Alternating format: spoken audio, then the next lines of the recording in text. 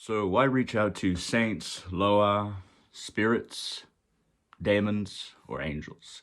These in-between forces between us and what you might call God, the source, Bondye, or kind of like the vastness, the creator force, that which is the spirit beyond creation, like as some Hindus call it.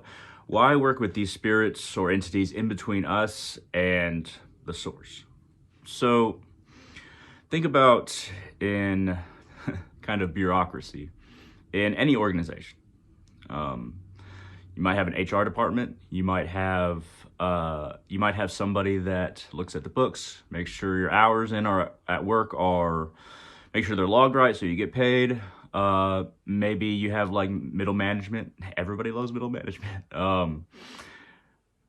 As above, so below. It's strange that even in our human society, like there's equivalencies to things that we've always understood, or at least some people have always understood, of how the astral beings or other beings organize themselves. They have different territories. They have different spheres of influence. They have different things that they different areas that they specialize in and that they represent and that they're the head of, that they're kind of like in charge of, in essence.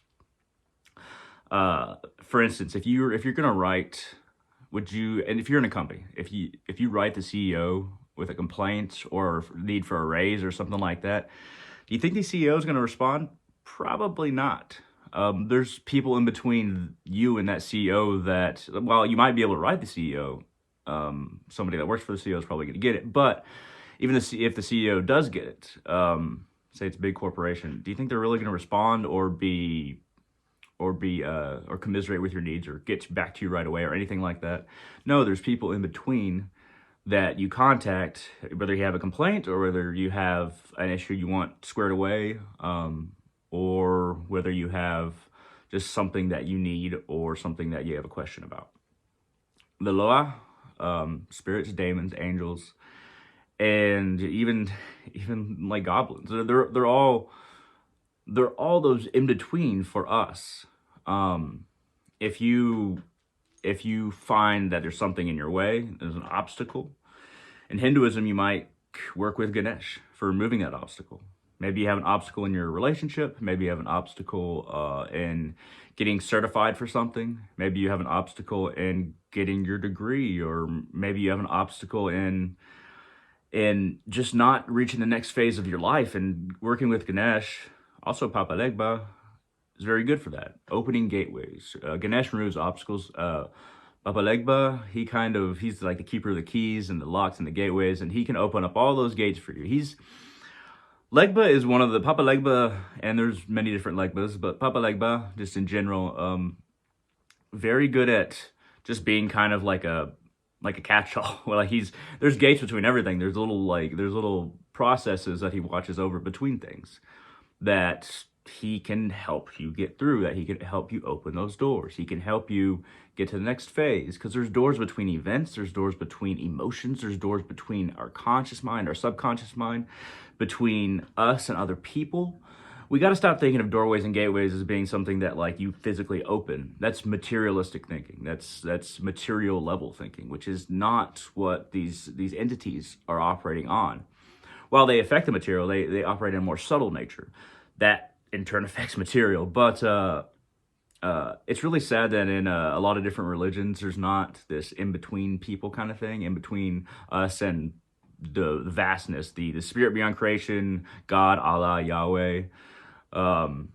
And there's not anybody you can contact in between. It's always just prayers to the highest rather than trying to contact, usually, in monotheistic religions, not always, but usually there's not like a whole bunch in between. Now in Catholicism, it's a little bit different because you have all the saints, and you might have Saint Jude for the lonely and the helpless. Saint Jude is the one that I like. You also have Saint Expedite. He's in Vodou a whole lot, and Voodoo and Santeria. You see Saint Expedite pop up a lot, but he's good. He's good for getting you something really quickly. It may not be something big, or if you're asking for something big, you better offer a lot or create channels in your life to where he can help you get there, because they're not going to move mountains for us it's not so much that they can't, but think about what it's like asking. Somebody to move a mountain. Like there's a whole bunch of things they'd have to do in order to do that for you. So they either have to like you a whole lot, you have to offer a whole lot, or you got to think about it differently. You got to not ask for something so big. You got to look for those little in between things. There's a whole bunch of saints in Catholicism that you ask for various things, and I always found that in a way liberating in Christianity. And Vodou, a lot of these Lwa have been associated with saints and worship their saints because that's what they could. That's what the people worshiping them, people who are in a slave system or in a repressive society, they couldn't openly work with these spirits. They had to channel it through these saints, and these saints can become equivalent to kind of the same as the Lwa in Vodou. But it doesn't have to be equivalencies. It can be directly through that saint, through that spirit, what have you. I started working with La Sarine recently.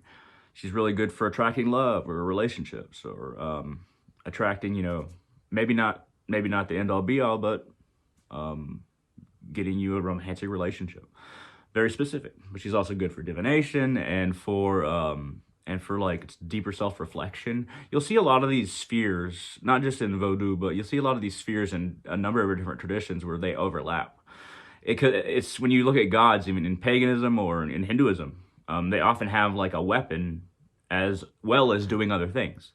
Like Ganesh has, a mace, and you'll find that a lot of them need to be well versed or have a way to act in a fighty way, in a warlike way, or a battle way if they have to, or if they have to smash an obstacle, maybe not necessarily a conscious one. But you'll see like war being associated with, or weapons being associated with a lot of different gods, pagan, Hinduism, in Vodou weapons. You see your Shango. You have the double-headed axe or two axes together, and he has this kind of has like this traditional African skirt, like red skirt thing, but he's kind of associated with fire as well, and he's often pictured as dancing in a circle like a fire kind of like moves.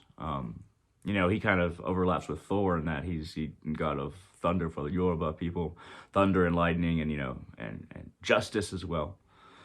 That's it's interesting. Uguferai, you might think of justice when you think of Shango, but Uguferai, breaker and maker of chains. Need somebody bound? If you need to break those chains, you can work with those chains, but he's always working with those chains. So that's it's not his only sphere of influence, but Oguferai is very warrior-like Lwa.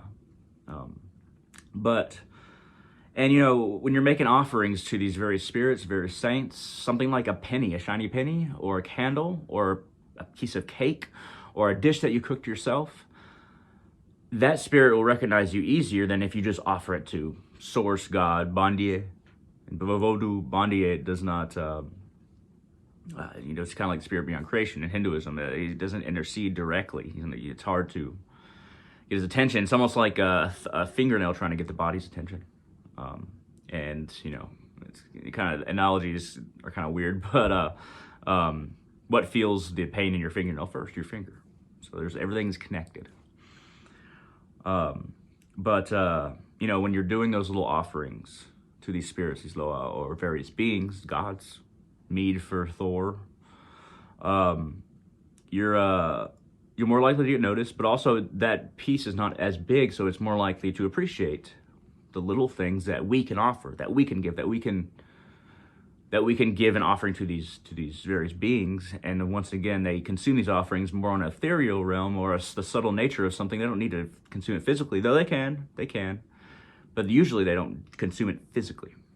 And it takes a little bit of getting used to really see it or feel a difference in something that you're offering, and feel the difference after a day of it being on a shrine, altar, what have you. But those, spirits, Lwa, saints, are more likely to appreciate those little things that we have, that we can offer. We don't have these huge things to offer the average person. Not every person can build a big temple or offer 50 large bushels of frankincense or something like that. We're we have certain things that we can offer to certain in-between entities to grant certain changes that we need in our lives, whatever they might be.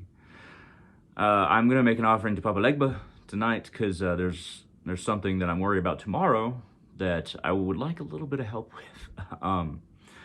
But yeah, so it's good to understand that in the cosmic order of things, there's in between people, just like in a corporation, just like in a government, just like in nature itself. Nature abhors a vacuum, and the vacuum is filled.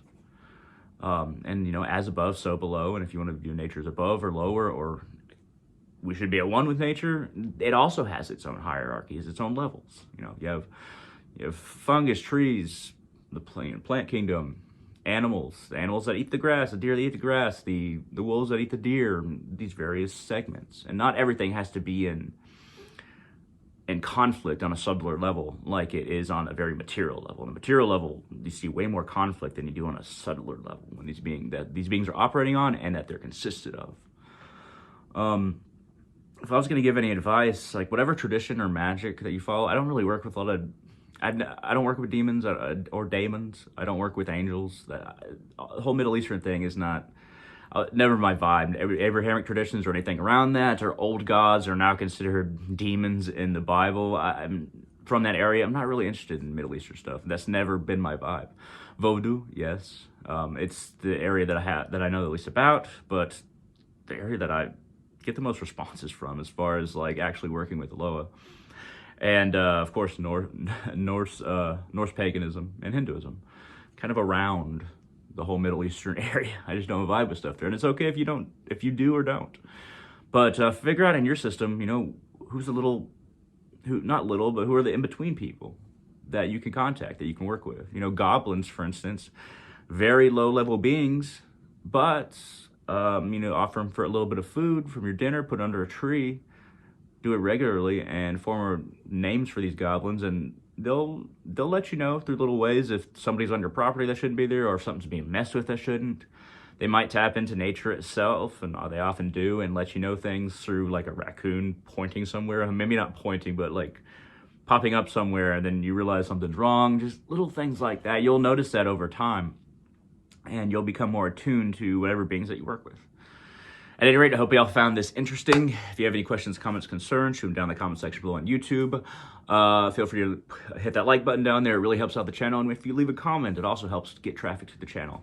And if you want to become a patron on Patreon, go to patreon.com/darkrealist, capital D, capital R. And you can, for as little as $1 a month, you can get my ritual journal entries and some, you know, things about the rituals that I share only there and only to patrons. But if you just like my work in general and you don't care about a little extra stuff, please become a patron. And just for $1 a month, you can really help me out. More is good. At any rate, thank you very much for watching. All of you, connect to the beings near you, around you, and close to you. And all of you, have a wonderful day.